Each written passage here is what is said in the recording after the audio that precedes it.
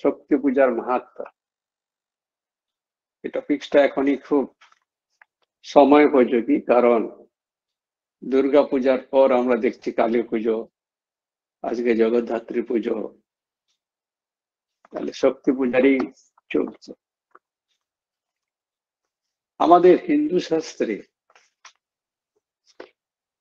সবচেয়ে মূল গ্রন্থ বা প্রধান গ্রন্থ হচ্ছে বেদান্ত।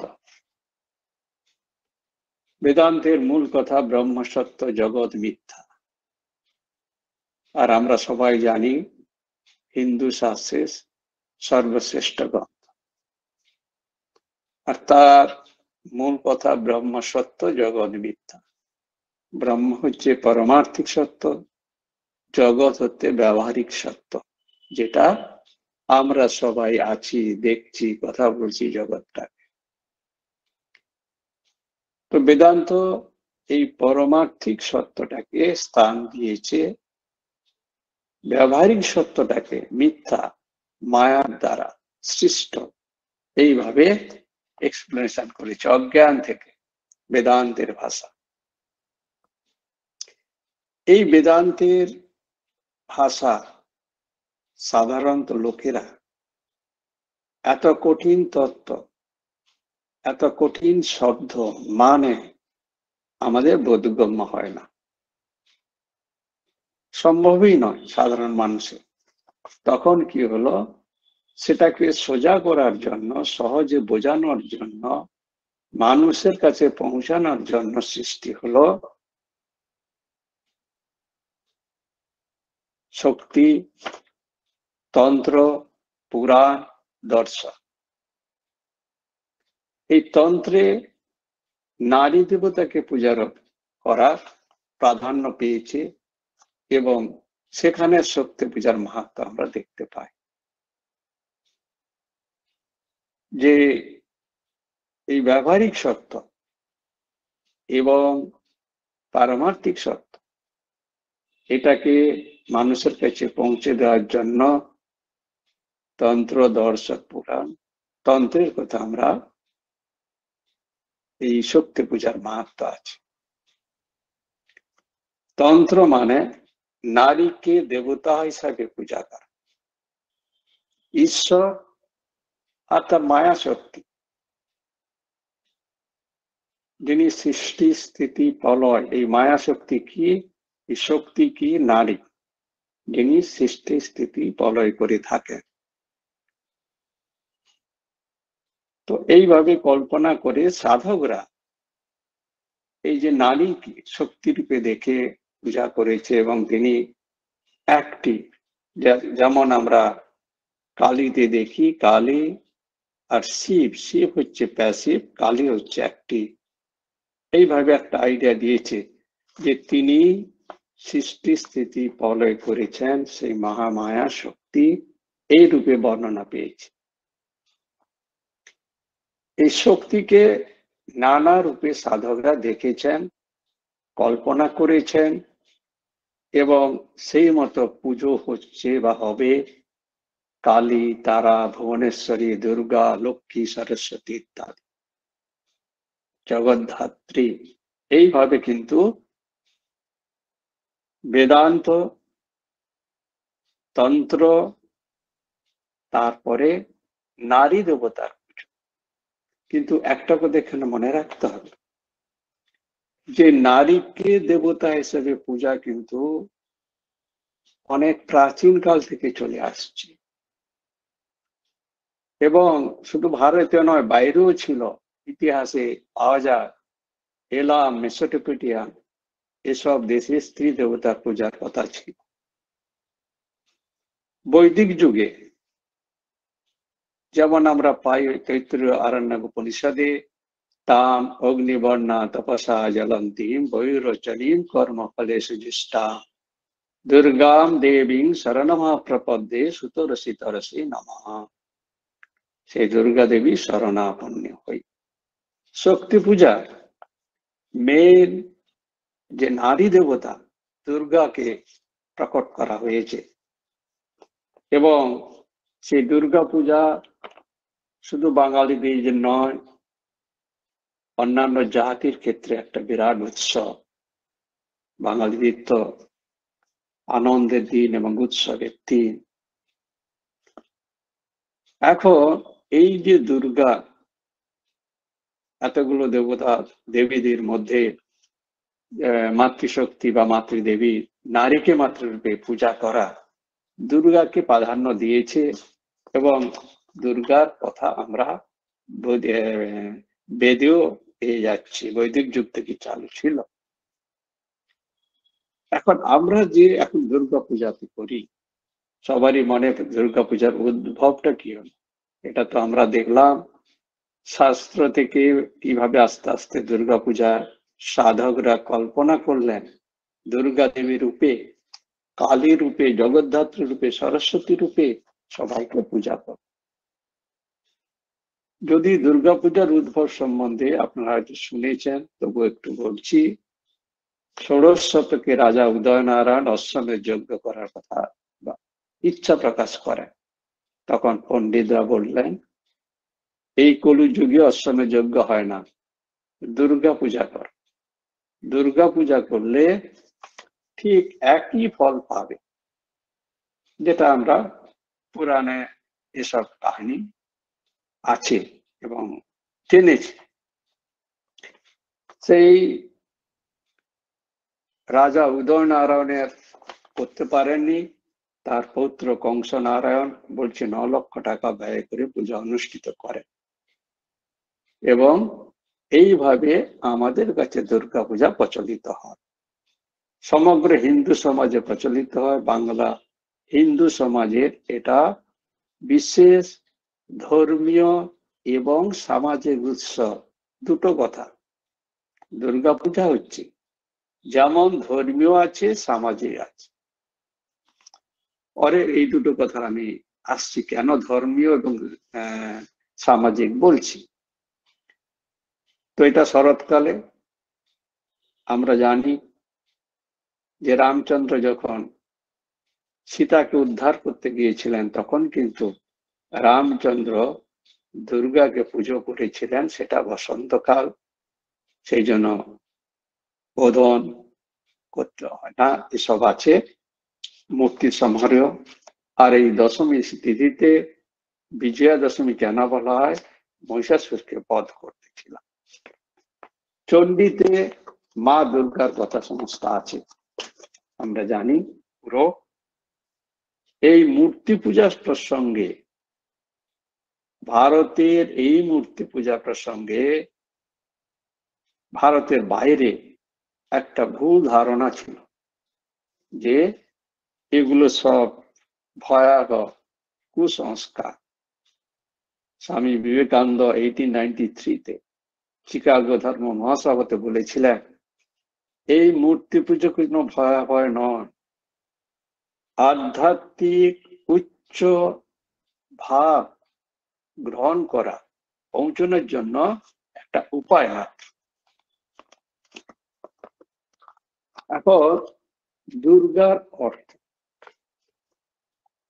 যেটা আমরা পাই, যে দুর্গা নামক মহিষাসুরকে বধ করে নামটা দুর্গা এসেছে, কে যিনি দৈত্য, বিঘ্ন, রোগ, পাপ, শোক সমস্ত দুঃখ দূর করেন যিনি, অন্যভাবে দেখা হয়েছে দুর্গা। তো এইভাবে আমাদের কাছে দুর্গা পূজা এসেছে, যিনি সমস্ত কিছু বধ করে। কিন্তু আরেকটা কথা যেটা আমাদের তাৎপর্য জানার কথা, দুর্গার আবির্ভাব কি হলো, এটা কিন্তু আমাদের প্রত্যেকেরই জানা দরকার। এর মধ্যে অনেক আধ্যাত্মিক তত্ত্ব লুকিয়ে আছে।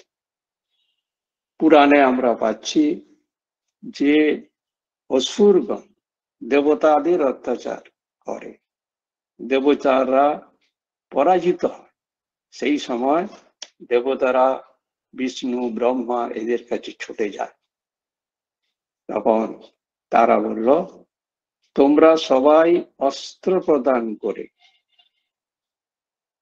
এক শক্তিশালী শক্তিশালী সম্পন্ন একজনকে উৎপন্ন করে, সেটা হচ্ছে এই দুর্গা। তাহলে দুর্গার আবির্ভাব হয়েছে সমস্ত দেবতাদের শক্তির সম্মিলিত, এই কথাটা আমাদের সবসময় মনে রাখতে হয়। সম্মিলিত দেবতাদের শক্তি হচ্ছে দুর্গা, যিনি আবির্ভূত হলেন।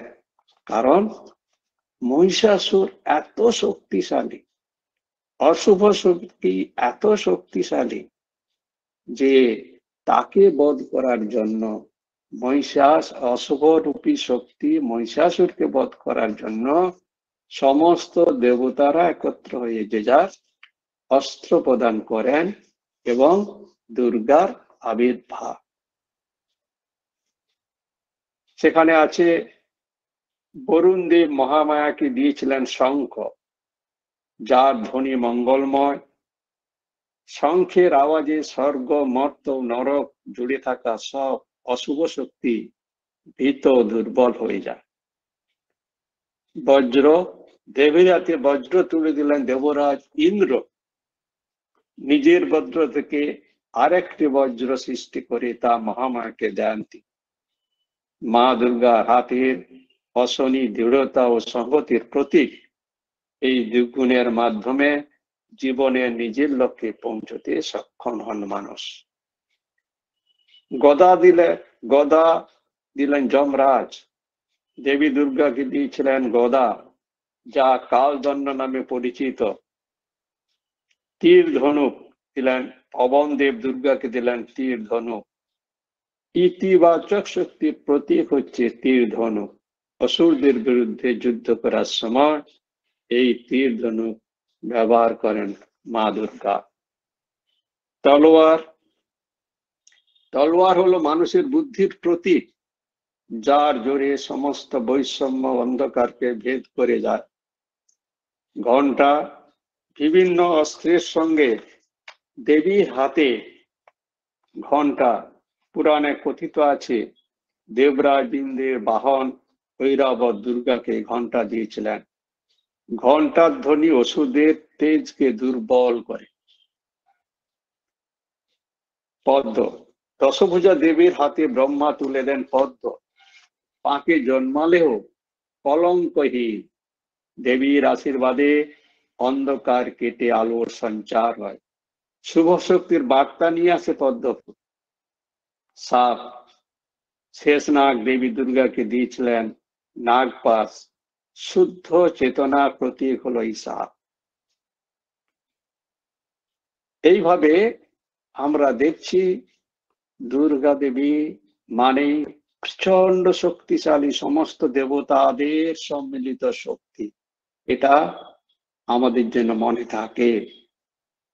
এবং সেই শক্তি অশুভ শক্তিকে জয় করার জন্য, দমন করার জন্য, তার সঙ্গে লড়াই করার জন্য শুভর সঙ্গে অশুভ শক্তি, অচেতন শক্তির লড়াই, এটা হচ্ছে দুর্গা দেবীর প্রতীক। যখন অশুভ অসুরগুলো, দেখুন আমাদের মনের দিকে এখানে একটু দেখুন, তাকিয়ে আমাদের মনের মধ্যে যখন অশুভ শক্তিগুলো জেগে ওঠে, তখন কিন্তু আমরা যত অন্যায় অনৈতিক কাজ করে থাকি। কারণ আমাদের দৈনন্দিন জীবনে বা প্রত্যেক মিনিটের মধ্যে শুভ অশুভ যে লড়াই হচ্ছে, অশুভ শক্তিগুলো শুভ শক্তিকে দমন করার জন্য মানুষ অন্যায় কাজ করছে, অবৈধ কাজ করছে, সমাজ বিরোধী কাজ করছে। তো এই অশুভ শক্তিকে দমন করার জন্য আমাদের শুভ শক্তি চাই এবং প্রচন্ড শক্তিশালী হতে হবে, সহজে এটা হয় না। আর এই দুর্গা পূজায় একটা মিলনের সম্পর্ক, এখানে এইভাবে দুর্গাপূজার আরেকটি বৈশিষ্ট্য আছে, যে সবাই মিলে কিন্তু দুর্গাপূজা করছি, আর এখানে আনন্দ আসছে। এটা আধ্যাত্মিক তত্ত্ব যখন আমি বলবো তখন আসছে এই পয়েন্টটা। এরপরে চলে যাই কুমারী পূজা। কুমারী পূজা সম্বন্ধে পুরাণে যা আছে, শাস্ত্র মতে কুমারী পূজার উদ্ভব হয় কলাসুরকে বধ করে। দেবতারা স্বর্গে পরাজিত হয়ে মহাকালী শরণাপন্ন হয়। মহাকালী কুমারী রূপে কলাসুর বধ করেন। এই কুমারী পূজা হচ্ছে নারীতে পরমার্থ দর্শন ও পরমার্থ অর্জন। এর একটা দার্শনিক তত্ত্ব হচ্ছে কুমারী পূজার, নারীতে পরমার্থ দর্শন ও পরমার্থ অর্জন। কুমারী হচ্ছে নারীর বীজাবস্থা। কুমারীকে পূজা করা মানে নারীকে পূজা করা, তার মধ্যে পরমার্থ দর্শন করে। এটা আমরা দুর্গাপূজার অঙ্গ, আমাদের বিভিন্ন দুর্গাপূজা মণ্ডপে হয়ে থাকে। কুমারীকে নারী রূপ ধারণ করে এইভাবে চিন্তা করে নারী যে পূজ্য ব্যক্তি সেটা কিন্তু মনে করিয়ে দিচ্ছে। রামকৃষ্ণদেব ষোড়শ পূজা করেছিলেন, সবাই আমরা জানি, তার স্ত্রীকে। সেখানে একই তত্ত্ব দেখাচ্ছে যে নারী পূজ্য পূজিত। যখন এই নারী, যখন আমরা এই ভাবটা রাখতে পারি যাতে, সেই জন্য এই কুমারী পূজা। বলিও আছে। বলি মানে সেখানে বলা হচ্ছে অসুরের যা কিছু আমরা অর্পণ করি, নৈবেদ্য, সেটা হচ্ছে বলি। এরকম ভাবে কথা আছে যে দেবতারা তো তখন মাংস বা কিছু আগুনে ঝলসে খেত, সেই অফারটা করতে হতো দেবতাকে। সেটা থেকে এসছে যে সেই আগুনে, প্রতীকটি আগুনে আমাদের যে এত পবিত্র, কারণ সেই পবিত্র কেন, যা কিছু অর্পণ আগুনে দিচ্ছি সেটা দেবতাদের উদ্দেশ্যে, তাই এই যজ্ঞ, এই আগুন এত পবিত্র। এবং তারা বলে থাকে যে এই যজ্ঞের আগুনে আমাদের অশুভগুলোকে ওখানে অর্পণ করে দিতে। এরপরে এই যে মোটামুটি দুর্গাপূজার ক্রম, এর মধ্যে আধ্যাত্মিকতা কিভাবে আছে দেখুন। আমরা এই দুর্গাপূজার 4 দিন কি আনন্দে কাটালাম। 4 দিন আগে সেটা ছিল না, 4 দিন পরে ভ্যানিশ। এই 4 দিন কি হলো আমাদের জীবনে যে আমরা এত আনন্দ করলাম। মা আসছেন, মা আসছেন, মা আসছেন। তো মায়ের এই নামে আমরা নিজেদেরকে পরিবর্তন করে ফেললাম। কি পরিবর্তন? শত্রু মিত্র জাতি ভেদ, কে ছোট কে বড় কে নিচু, আমার মান মর্যাদা ঐশ্বর্য কিছুই থাকলো না মনে। 4 দিন পরে সে আনন্দ গায়ে। 4 দিন আগে ছিল না, প্রস্তুতি ছিল। এই 4 দিন মা এসছেন, মা এসছেন, মা এসছেন আনন্দে আমাদের আইডেন্টিটি ভুলে গেলাম। একটা উদাহরণ দিচ্ছি। দুর্গাপূজার মণ্ডপে দেখবেন রাস্তায় যারা থাকে ছেঁড়া কাপড় পরে ঢাক বাজার সঙ্গে সঙ্গে নাচছে, তার সঙ্গে আমরাও নাচছি। খুব কস্টলি ড্রেস, কেউ আইএস অফিসার, কেউ বড় কোম্পানির ম্যানেজার, যা কিছু সব কিন্তু একসঙ্গে নাচছে, কিন্তু আনন্দ পাচ্ছে। ওই ছেঁড়া কাপড় পরা ছেলেটা বা লোকটা যে আনন্দ পাচ্ছে, আপনার কাছে এত ঐশ্বর্য, এত কোয়ালিটি, এত পদবি, এত মানি, সেই আনন্দ পাচ্ছে, একই আনন্দ পাচ্ছে। এই 4 দিন তখন দুর্গাপূজার মণ্ডপে এক জায়গা থেকে এক জায়গায় চলে যাচ্ছে মার নাম করে, মাকে দেখবো এখানে, মাকে ওখানে দেখবো। তাহলে এই 4 দিনে আমাদের মধ্যে বিরাট পরিবর্তন এলো, সেটা কিন্তু আমরা নোটিস করিনি। সেটা নোটিস করলে আমাদের জীবন অনেক এগিয়ে যাবে আধ্যাত্মিক উন্নতি। কি করে এলো? ফার্স্ট, আমরা সবসময় মায়ের নাম নিচ্ছি বাড়িতেও, আরে কালকে আজকে ষষ্ঠী, এখানে যাব ওখানে যাব, মাকে দেখব, কলকাতা যাব, হ্যাঁ কল্যাণী যাব।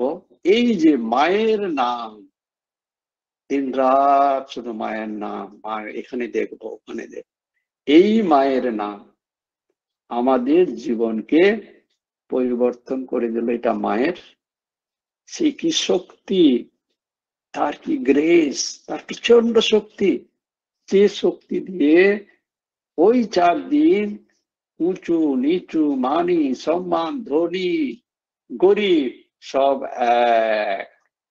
সেই জন্য বলা হয় ধর্ম যার যার, পূজা উৎসব সবার একাকার, সার্বজনীন, কেউ ছোট বড় ভেদ নেই, কিচ্ছু নেই।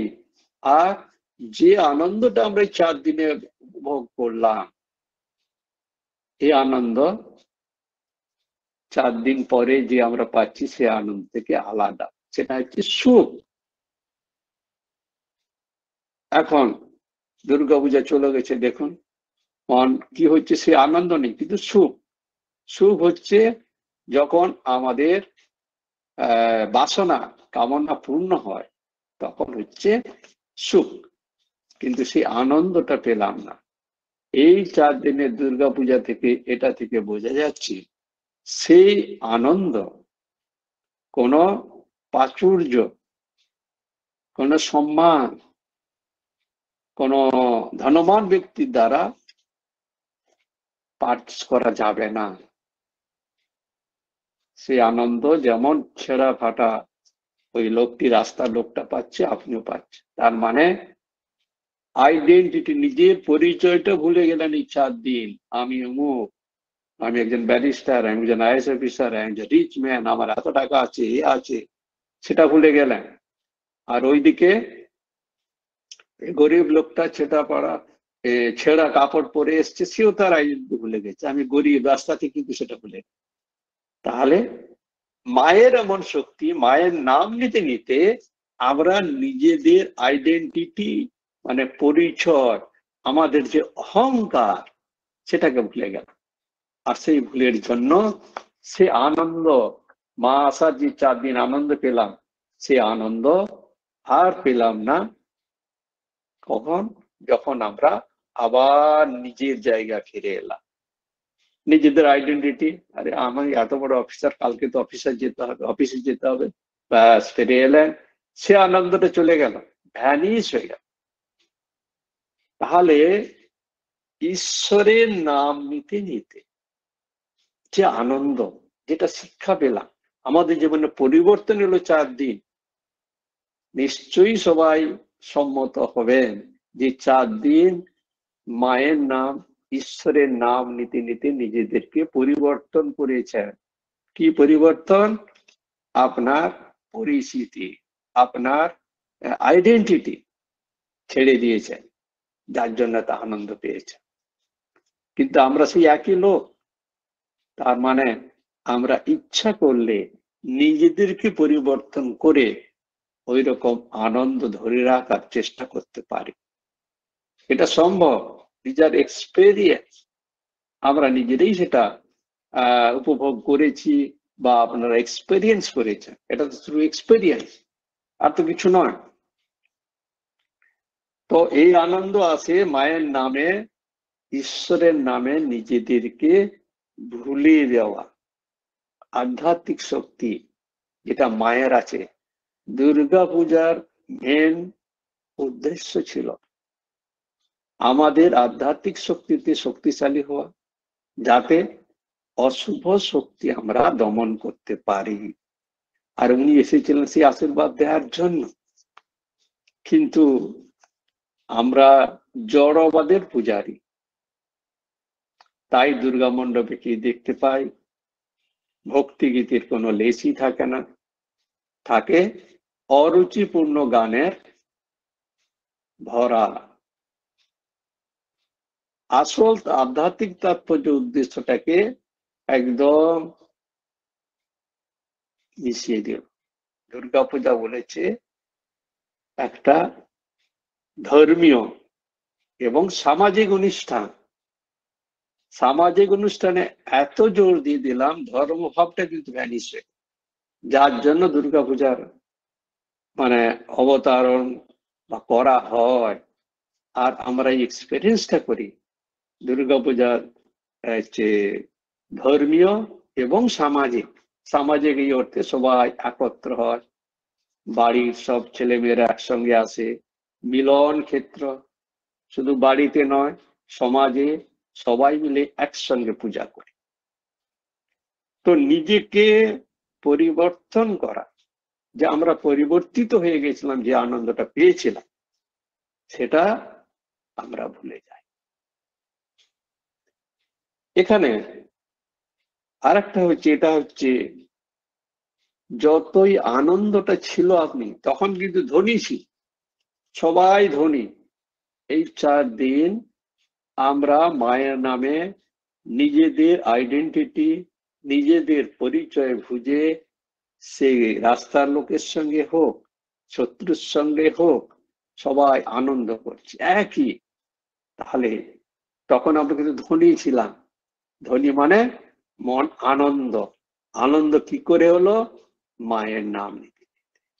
দেখতে পাচ্ছেন না, সারা রাত ট্রেন চলছে, কেন? আনন্দে মাকে দেখতে যাব।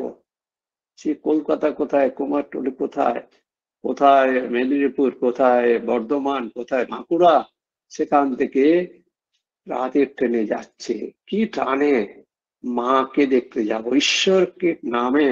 এই শক্তি। তখন আমরা একটু ধনী ছিলাম। এই 4 দিন আমরা সত্যি ধনী ছিলাম। কেন? মনে আনন্দ, ঈশ্বরীয় আনন্দ, মায়ের নাম নিয়ে আনন্দ, ঈশ্বরের নামে আনন্দ।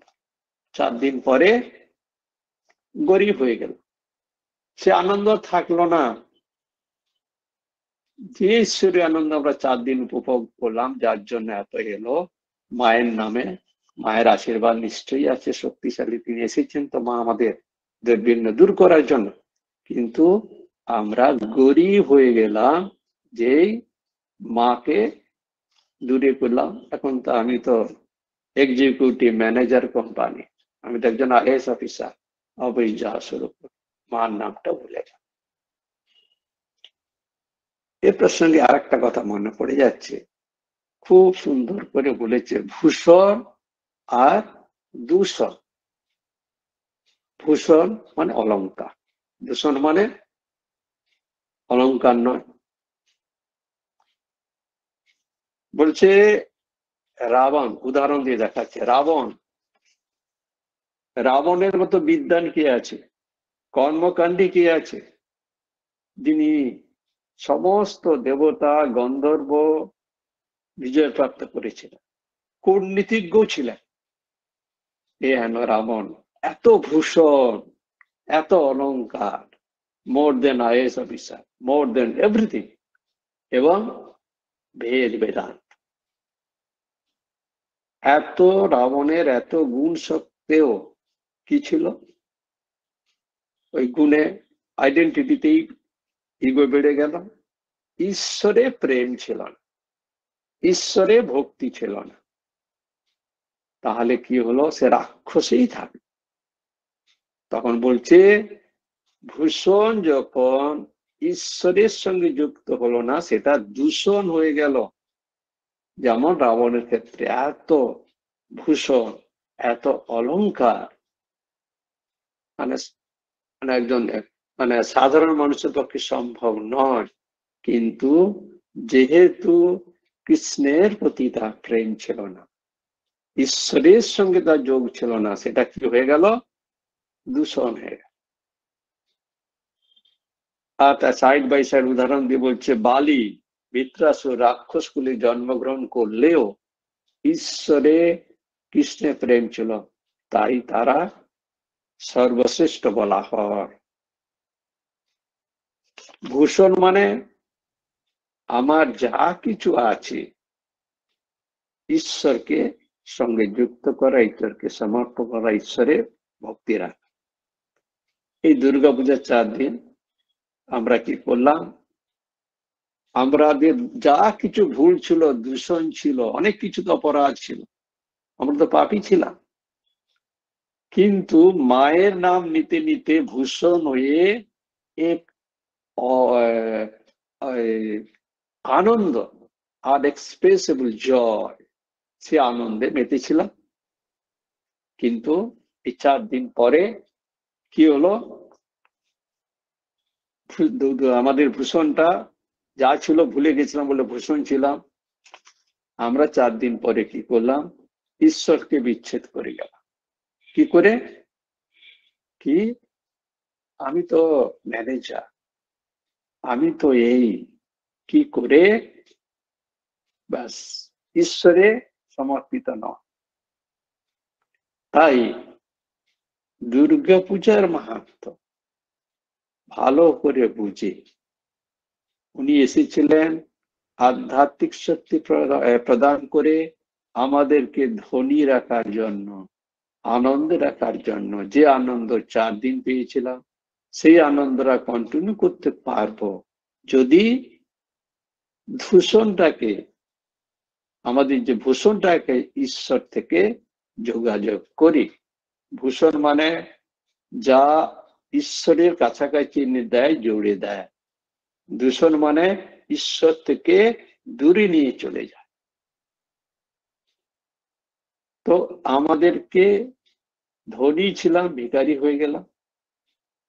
এখন মায়ের নাম করে যে যত পারে ঈশ্বরের নাম নিতে, সে তত বেশি ধনী হতে হবে।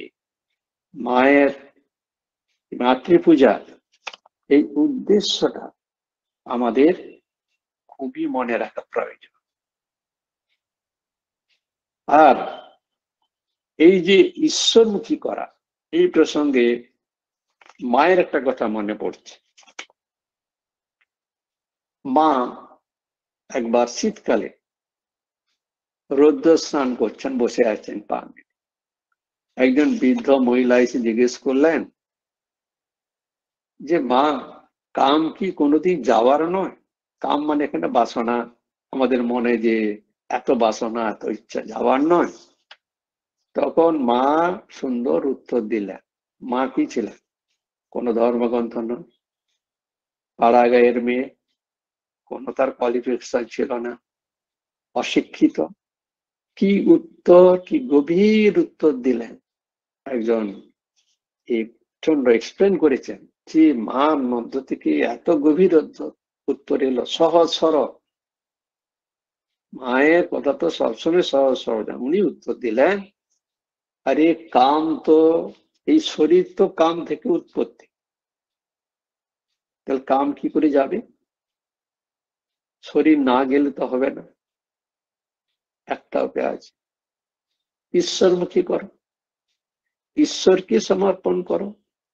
যখন, জাস্ট একটা উদাহরণ, ধরো আমি একজন আইএস অফিসার হলাম, আমি মনে করি এটা আমার ভূষণ, ঈশ্বর এখানে কেউ নয়, তখন দূষণ হয়ে গেল। আমি সেটা ঈশ্বরের সমর্পিত হয়ে, ঈশ্বরের ইচ্ছাতে হয়েছে এবং আমি পেয়েছি। এই ঈশ্বরমুখী করা 4 দিন যেমন আমরা মা নাম করে করে ঈশ্বরমুখী করে যিনি জীবনটাকে চেঞ্জ করতে পেরেছিলাম, তার 1/4 আমরা এই পুজো যাওয়ার পর ঈশ্বরের নাম করে করে সেই পরিবর্তনটা বজায় রাখতে পারি। এই চেষ্টা করতে হবে যাতে আমরা ধনী হই, গরিব না হয়ে যায়। গরিব মানেই তো দুঃখ, টাকা থাকলেও দুঃখ, পয়সা থাকলেও দুঃখ, রাস্তার লোকের যারা ভিক্ষা করছে তারও দুঃখ। গরিব মানে তাই, গরিব মানে যারা রাস্তায় বসে আছে তা নয়, মনে যাদের দুঃখ, মনে যাদের কষ্ট, সে কোটিপতি হতে পারে, আইএস অফিসার হতে পারে, ম্যানেজার হতে পারে, যা কিছু হতে পারে। তো মায়ের এই যে মাহাত্ম্য, যে নারী রূপে দেবীকে পূজা করে উনি এত শক্তিশালী হয়েছেন আমাদেরকে জন্য, আমরা যাতে আধ্যাত্মিক তত্ত্বটা নিয়ে জীবনটাকে ধন্য করতে পারি। জড়মুখী হয়ে কেবল ভক্তির কিছু থাকবে না, এবং গান বাজনা এমন হবে এত মানে অরুচিপূর্ণ, সেটা শোনা যায়।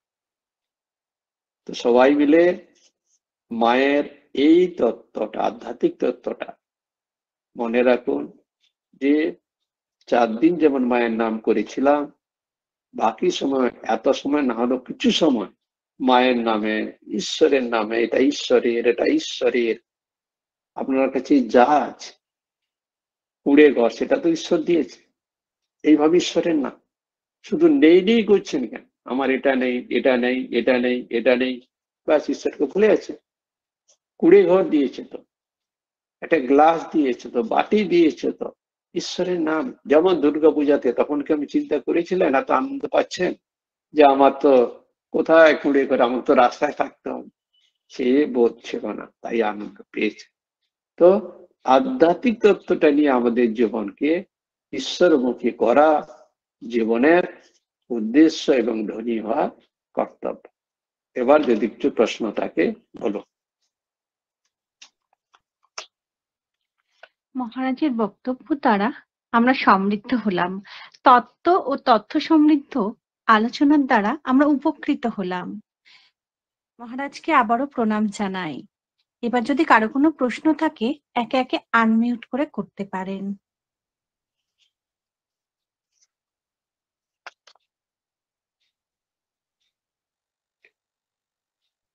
মহামায়া আদ্যা শক্তি বিভিন্ন রূপে পূজা করা হয় কেন, তাই তো একটা প্রশ্ন। মহারাজ, এই একটি প্রশ্ন এসেছে।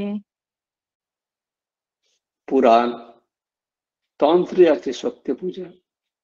শক্তি পূজা সাধকের দৃষ্টিতে বিভিন্ন রূপে, দেবী রূপে, বিভিন্ন দেবী, কালী, জগদ্ধাত্রী, দুর্গা রূপে পূজা করে থাকে। অতএব সেটা সাধকদের কল্পনার দ্বারা সৃষ্টি, এবং সেই শক্তির বিভিন্ন রূপে পূজা করা হয়। মেন উদ্দেশ্য ছিল এই শক্তিতে আধ্যাত্মিক উন্নতি করা। তারা সেইভাবে বিভিন্নভাবে পুজো করেছে, মাকে বিভিন্ন রূপে দেখেছেন, পুজো করেছেন। উদ্দেশ্য হচ্ছে একটা, বিধি ডিফারেন্ট। কালী পুজো করতে গেলে কিছু নিয়ম আছে, দুর্গা পূজা করতে গেলে নিয়ম আছে, জগদ্ধাত্রী পুজো করতে নিয়ম আছে। তখনকার সাধকরা এইভাবে কল্পনা করেছেন, পূজা করেছেন, কিন্তু সবার একই তত্ত্ব, আধ্যাত্মিক উন্নতি। এবং এই জন্য বিভিন্ন রূপ এসেছে মায়ের, নারীকে দেবী শক্তি, দেবী রূপে পূজা করা।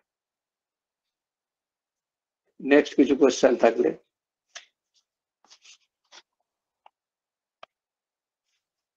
মহারাজ, আমার একটা প্রশ্ন ছিল। আমরা যে রোজ বাড়িতে যে ঠাকুর পুজোটা করি, যেভাবে আমরা হয়তো বেলুড় মঠের আরতি দেখি, যে জিনিসগুলো আমাদের মানে এক একটা করে শঙ্খ, ঘন্টা, পঞ্চপ্রদীপ ইউজ করে যে পুজোটা দেওয়া হয়, কোনটা কি কারণে ব্যবহার করা হয়, এটা যদি আমাকে একটু বলেন। মানে আমরা সন্ধ্যে পুজোটাকে, বাড়ির পুজোটাকে কিভাবে করতে পারি? শুনুন, এই প্রতীক আমি জানালাম, শঙ্খের কি উদ্দেশ্য, মা কি করে শঙ্খ পেলেন। শঙ্খ, এই যে 4-5টা 10টা অস্ত্র পেলেন, 10টা অস্ত্রের মধ্যে এইগুলো আছে সবগুলোর, কিন্তু এইভাবে যদি আমরা দেখি কিছু না কিছু মানে বলা হচ্ছে। কিন্তু যখন আমরা পূজা করি, বা শঙ্খ দিয়ে হোক, প্রদীপ, কখনো কোনো শঙ্খ থাকে না, এটা দিয়ে পূজা করে, পূজায় ভক্তিটা দেখতে হবে। যখন পূজা করে আমি একটা সাধারণ কথা বলছি, তো বেলুড় মঠে পুজো হচ্ছে, একটু আবেগ প্রবণ হয়, তখন কি হচ্ছে, মনে জাগতিক চিন্তাটা কম থাকে। বাড়িতে পুজো করলে জাগতিক চিন্তা বেশি থাকে, ঠিক তো? এটাই সাধারণত এক্সপেরিয়েন্স। তাহলে বাড়িতে এবং বাইরে অথবা কোনো মঠে বা মিশনে গিয়ে পুজো দেখলে আর সেই আরতি দেখছে, তখন এই যে পবিত্রতা পরিবেশের জন্য মনে জাগতিক বিষয় কম থাকার জন্য মনটা ঈশ্বরের সঙ্গে যুক্ত হয়ে যায়। আরতিও একটা আমাদের উপায় যে ঈশ্বরের সঙ্গে, আরতি হচ্ছে ঈশ্বরকে কতখানি স্মরণ মনন করতে পারছি, জাগতিক বিচার কত কম করতে পারছি, এটাই দেখার কথা।